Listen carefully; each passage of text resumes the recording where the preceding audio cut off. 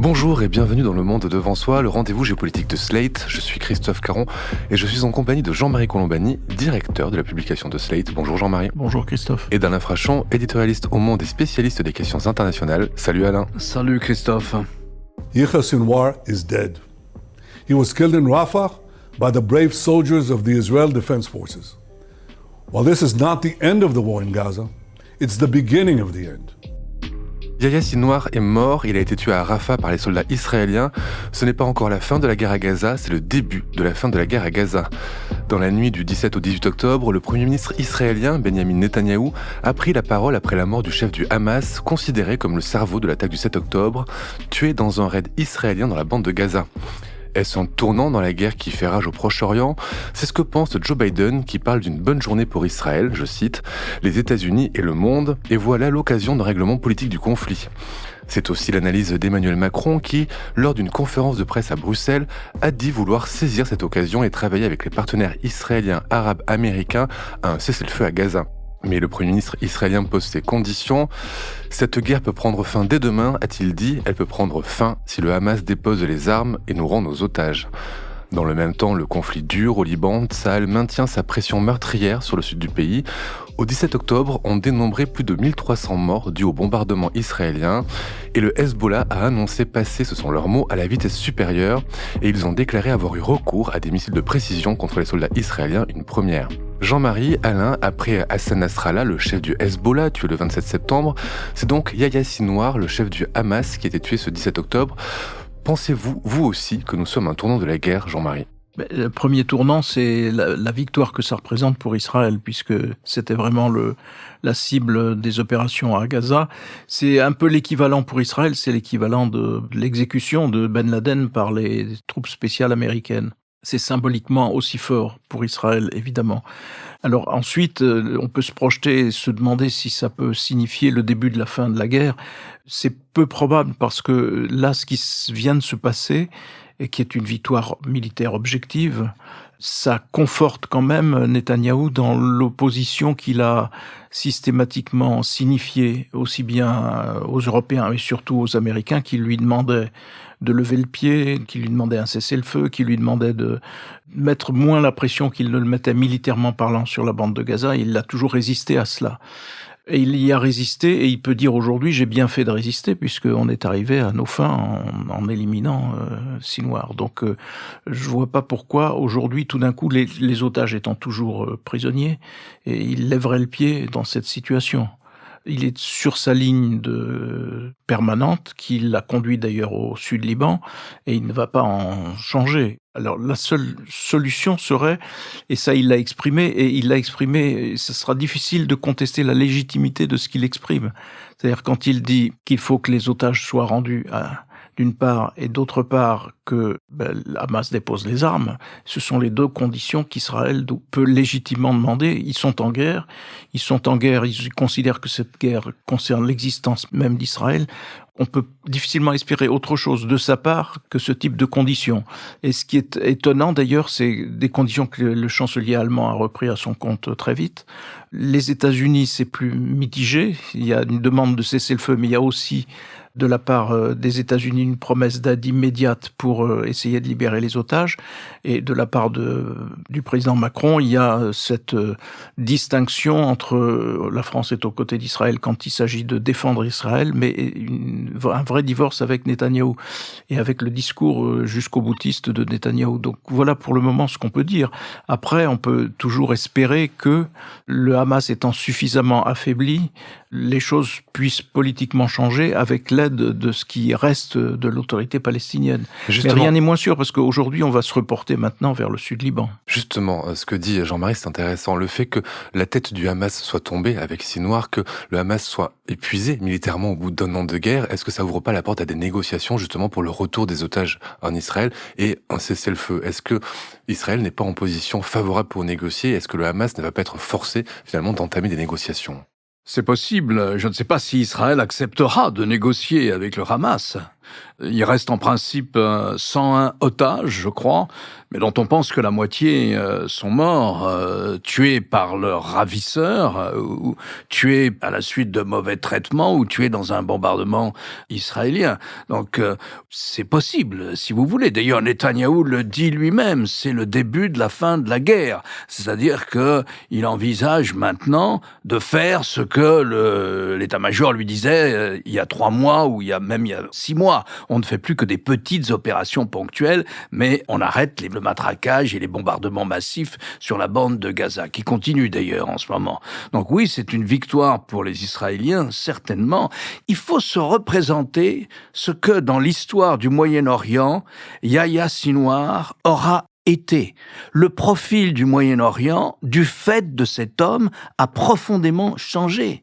Il a profondément changé dans les relations israélo-palestiniennes, puisque jamais il y avait eu autant d'Israéliens tués, massacrés, dans les conditions que l'on sait, depuis 1948, depuis 1945, en Israël même, dans une partie du territoire qui n'est pas contestée par la communauté internationale, dans le sud d'Israël, les 1200 morts, les enlèvements, les viols, les massacres, etc.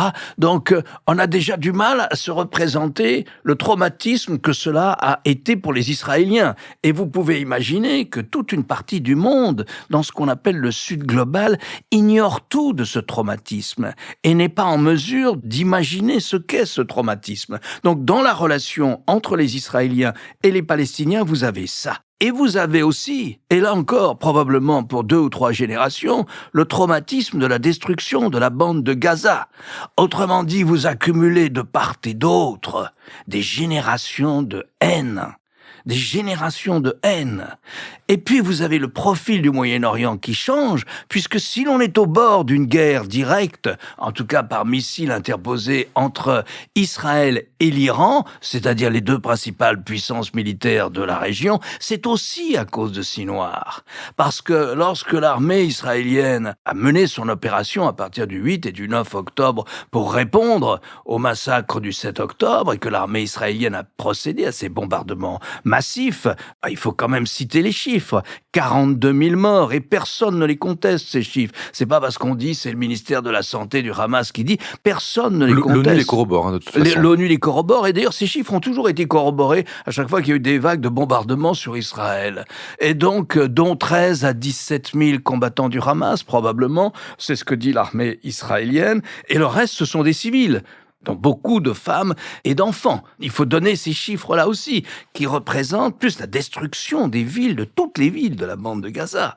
Il n'y a plus un coin qui est véritablement habitable. Des gens vont vivre dans les ruines pendant 1, 2 ou 3 ans, on ne sait pas.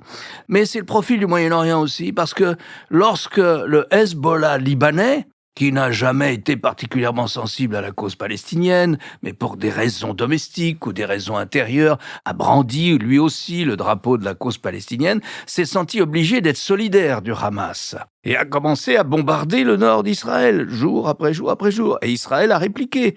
Et on est dans l'opération dans laquelle on est en ce moment. C'est-à-dire que l'armée israélienne a dit, cette fois-ci, on va en profiter, on va en finir aussi avec le Hezbollah. Autrement dit, ce sont 2 points d'appui de la République islamique d'Iran dans le monde arabe qui sont considérablement affaiblis, et pour ce qui concerne le Hamas, il y en a un qui a disparu.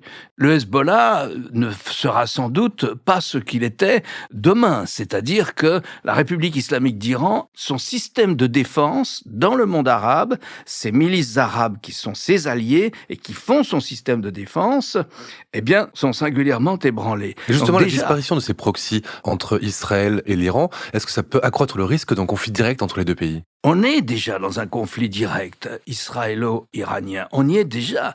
Personne n'imaginait, dans peu d'états-majors, on imaginait des échanges de missiles tels que celles qui ont eu lieu entre ces 2 pays. Alors ils sont à 1600, 1800 kilomètres de distance.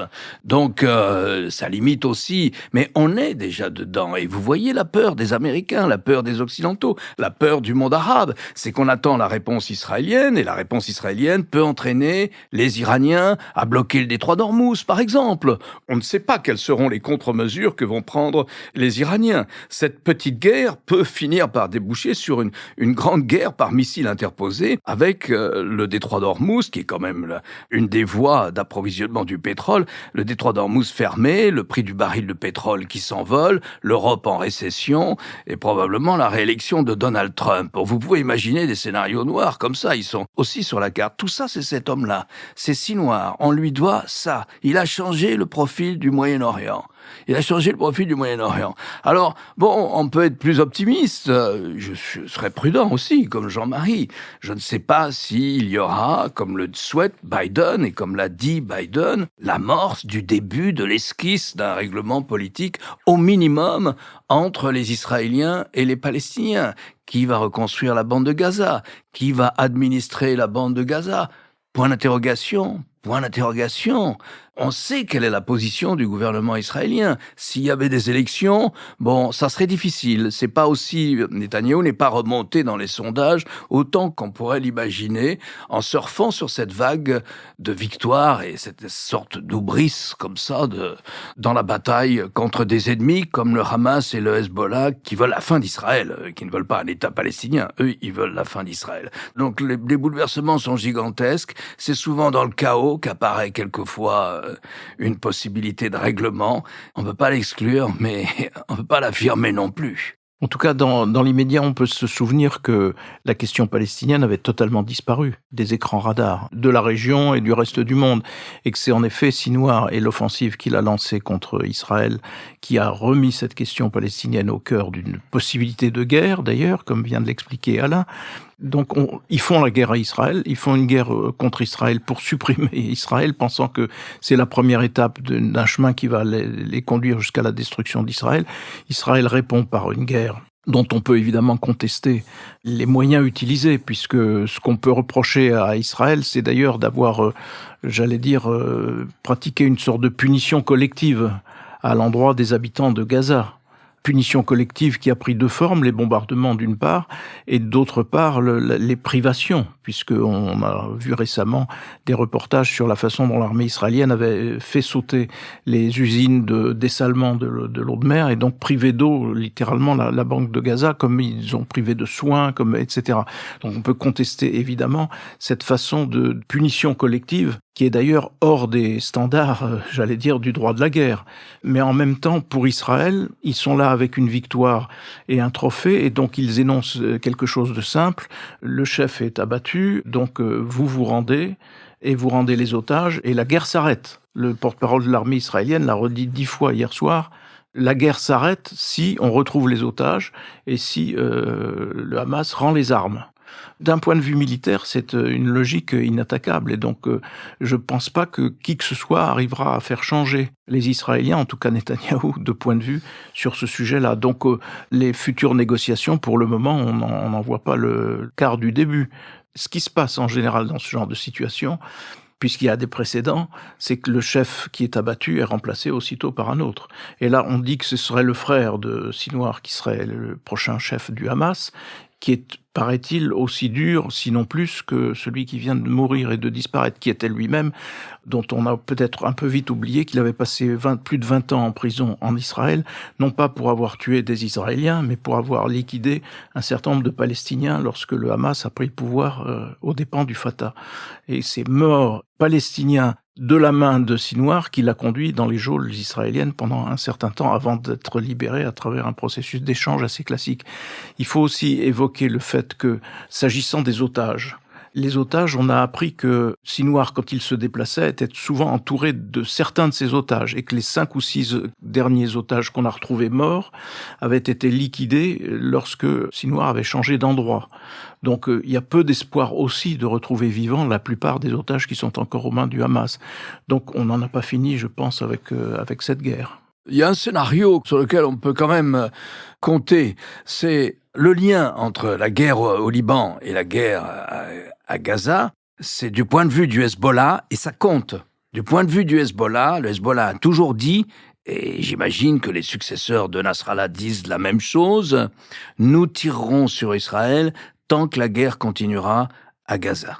Donc vous pouvez imaginer que si dans les semaines qui viennent, dans les 2 mois qui viennent, ou les 3 mois qui viennent, les opérations militaires s'arrêtent véritablement à Gaza, sans qu'on sache qui sera en charge de la bande de Gaza d'ailleurs, mais vous pouvez imaginer que le Hezbollah doit être aussi à l'affût d'une occasion d'arrêter l'offensive israélienne. Et le Hezbollah peut faire une déclaration, bien, puisque le martyr Sinwar n'est plus, nous arrêtons les opérations, nous aussi, nous arrêtons les opérations contre Israël. Donc tout ça n'est pas impossible.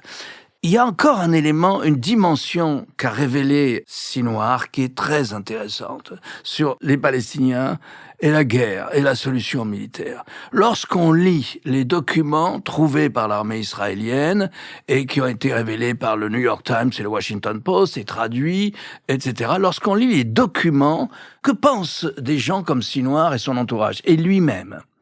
On est frappé par sa méconnaissance totale d'Israël. Pourtant, il a appris l'hébreu en prison. Il a eu de longues conversations avec son dentiste. Il a été soigné puisque, lorsqu'il était en prison, il a été victime d'une tumeur au cerveau et qu'il a été opéré en Israël. Et les Israéliens l'ont sauvé à l'hôpital en enlevant cette tumeur. Donc, il connaît les Israéliens. Il croit qu'il connaît les Israéliens. Il lisait la presse israélienne en prison puisqu'il avait appris l'hébreu. Et en fait, non. Ils ne comprennent pas ce qu'est Israël. Il était convaincu qu'il suffisait d'une opération coup de poing comme ça. Il était convaincu qu'Israël, dit-il, va s'effondrer.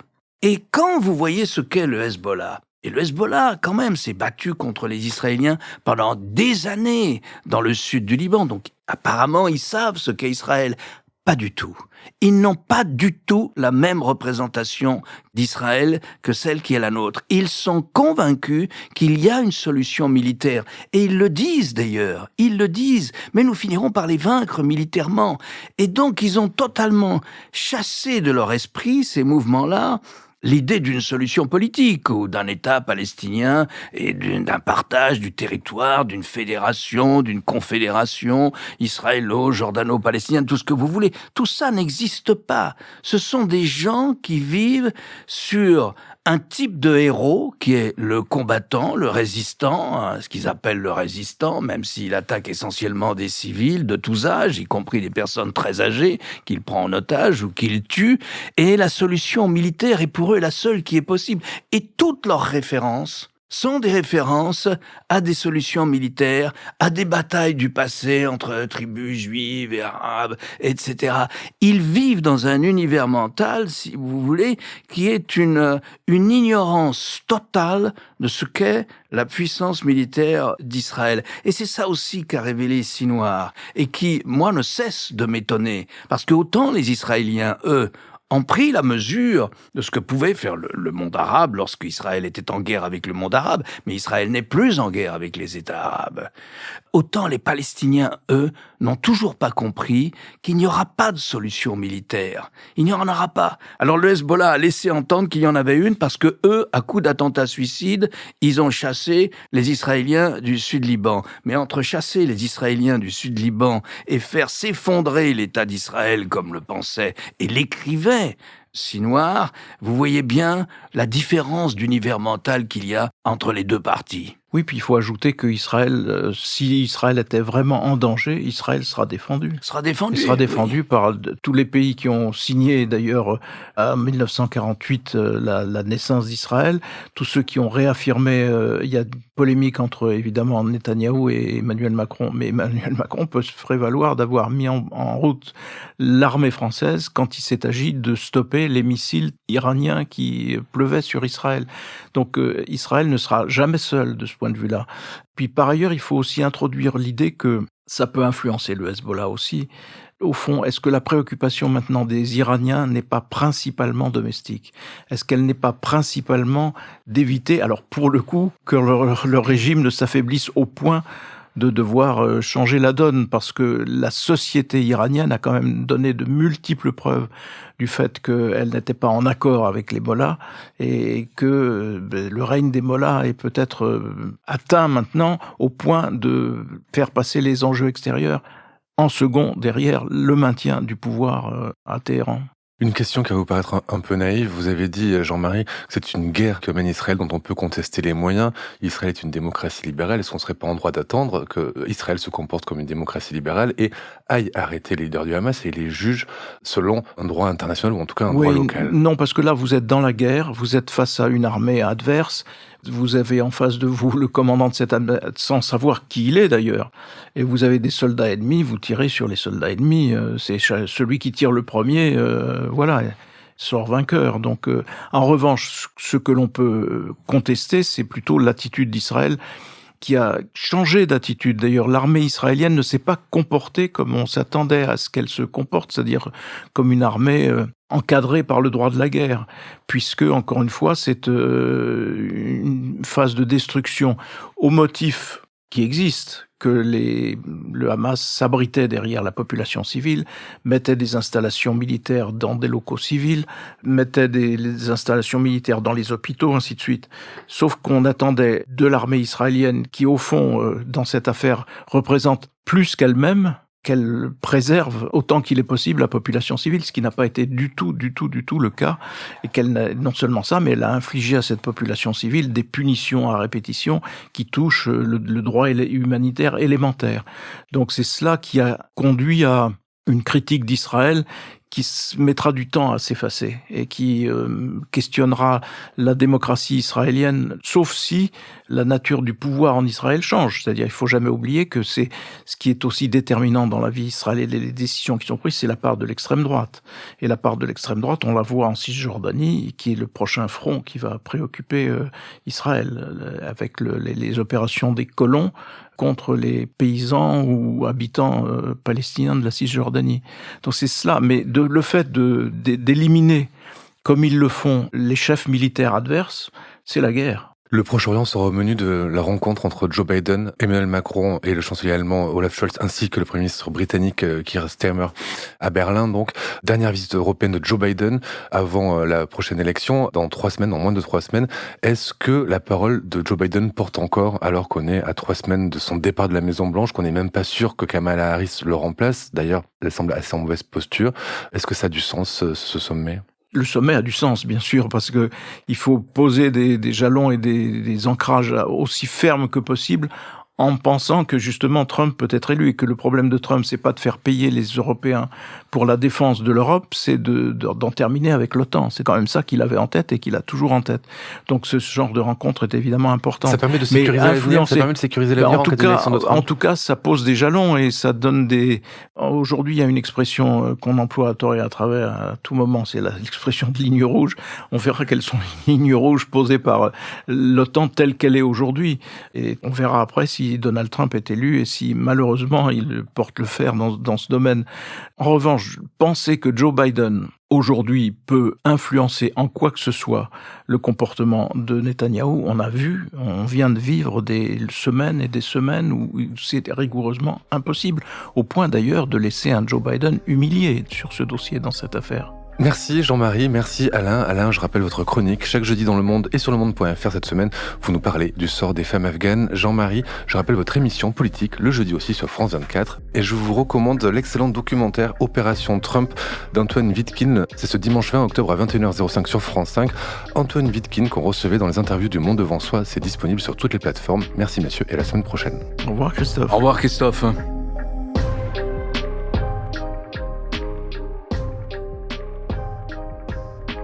Le Monde Devant Soi est un podcast produit par Slate Podcast avec Jean-Marie Colombani et Alain Frachon.